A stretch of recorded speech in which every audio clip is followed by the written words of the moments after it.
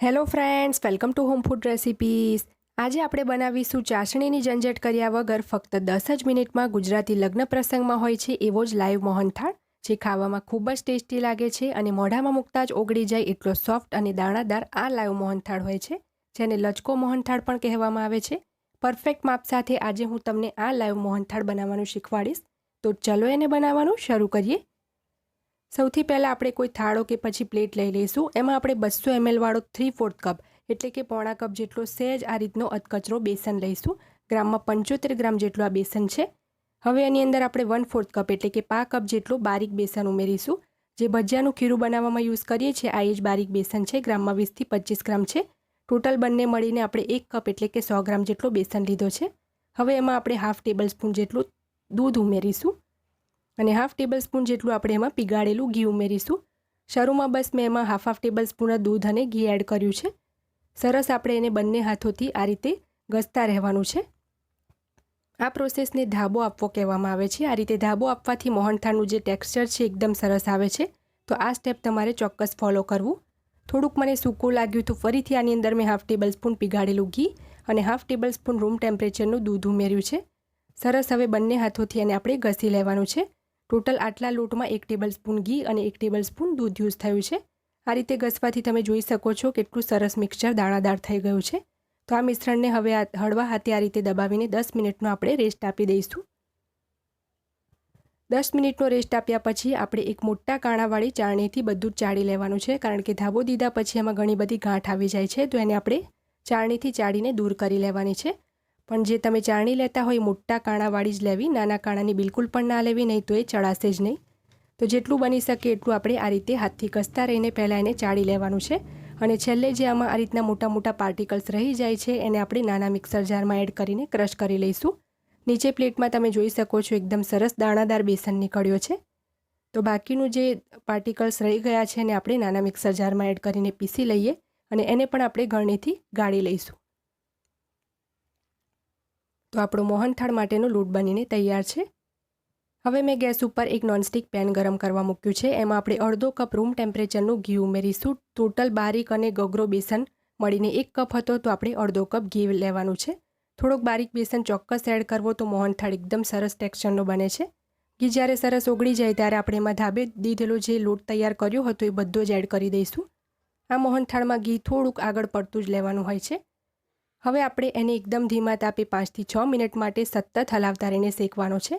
ક્વોન્ટિટીના હિસાબથી સમય અલગ અલગ લાગી શકે છે, પણ આટલી ક્વોન્ટિટીમાં ધીમા તાપે 5 થી 6 જ મિનિટ લાગે છે. 5 મિનિટ ધીમા તાપે શેક્યા પછી તમે જોશો તો બેસન એકદમ ફ્લફી થઈને વજનમાં પણ હલકો થઈ જશે અને ઘણું બધું એમાંથી ઘી પણ અલગ થશે.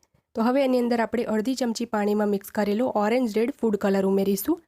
આનાથી મોહનથાળનો કલર ખૂબ જ સરસ આવે છે અને લગ્ન પ્રસંગમાં પણ એને બનાવતા વખતે ચોક્કસ કલર એડ કરે છે. 2 થી 3 ચપટી કલરને મેં અડધી ચમચી પાણીમાં મિક્સ કરી લીધો હતો, એ બધો જ એડ કરી દીધો છે. હવે આપણે એને વધારે દાણાદાર બનાવવા માટે થોડું થોડું આ રીતે એમાં દૂધ છાંટીશું. તો હાથમાં થોડું થોડું દૂધ લઈને એના પર છાંટવાનું છે અને જેવું તમે દૂધ છાંટશો એવું જોશો તો ઘણા બધા એમાં બબલ્સ પણ આવે છે અને ઘણું બધું ફીણ પણ આવશે. તો વધારે નહીં, બસ અહીંયા આપણે 2 ટેબલ સ્પૂન જેટલું દૂધ છાંટ્યું છે. દૂધ છાંટ્યા પછી બસ આપણે 1 મિનિટ માટે એને કૂક કરવાનું છે. અને જ્યારે આ મિશ્રણ છે આ રીતે ગાઢું થઈ જાય તો આપણે ગેસ બંધ કરી દઈશું અને આ પેનને આપણે સાઈડ પર મૂકી દઈશું. હવે આપણે આગળની પ્રોસેસ જોઈ લઈશું.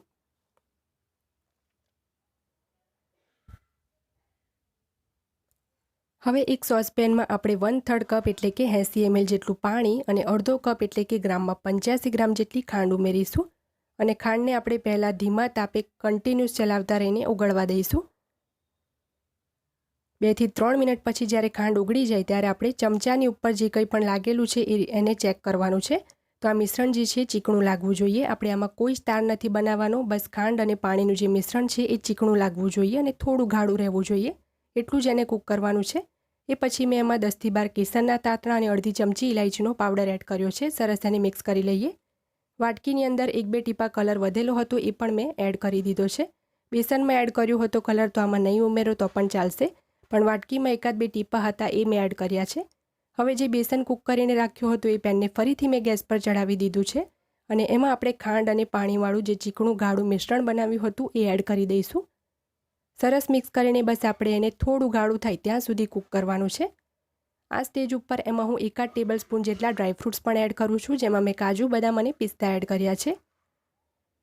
2 મિનિટ પછી જ્યારે આ મિશ્રણ જે છે આ રીતે થોડું ગાઢું પણ થઈ જશે અને ઘી પણ છોડવા લાગશે, તો આ આપણું લાઈવ મોહનથાળ એટલે કે લચકો મોહનથાળ બનીને તૈયાર છે. તો ગેસ બંધ કરી દઈએ અને હવે આપણે એક વાટકીમાં એને સર્વ કરી લઈશું. આ મોહનથાળ તમે વધારે ક્વોન્ટિટીમાં બનાવીને બહાર રાખીને 2 થી 3 દિવસ સુધી અને ફ્રીજમાં રાખીને 20 થી 25 દિવસ સુધી પણ રાખી શકો છો. આ મોહનથાળને હવે આપણે થોડા ઝીણા સમારેલા બદામ અને પિસ્તાથી ગાર્નિશ કરી લઈએ, જેથી દેખાવમાં પણ એ સુંદર લાગે. મોઢામાં મૂકતા જ ઓગળી જાય એટલો સોફ્ટ અને દાણાદાર આ મોહનથાળ બને છે. તો એકવાર તમે પણ આ રેસીપીને ચોક્કસથી ટ્રાય કરજો. ફ્રેન્ડ્સ, જો તમને મારી આજની આ લાઈવ મોહનથાળની એટલે કે લૂઝ મોહનથાળની રેસીપી પસંદ આવી હોય તો મારા વિડીયોને લાઇક કરી, શેર કરી, ચેનલને સબસ્ક્રાઇબ જરૂરથી કરજો. પાસે આવેલા બેલ આઇકનને પણ દબાવજો, જેથી તમને મારા દરેક નવા વિડીયોની નોટિફિકેશન મળતી રહે. અને જો તમારે મારી આ જ રેસીપી હિન્દીમાં જોવી હોય તો મારી હિન્દી ચેનલ ઉપર જઈને જોઈ શકો છો, જેની લિંક મેં વિડીયોની નીચે ડિસ્ક્રિપ્શન બોક્સમાં આપી છે. તો મળીએ નેક્સ્ટ વિડીયોમાં. ત્યાં સુધી આવજો.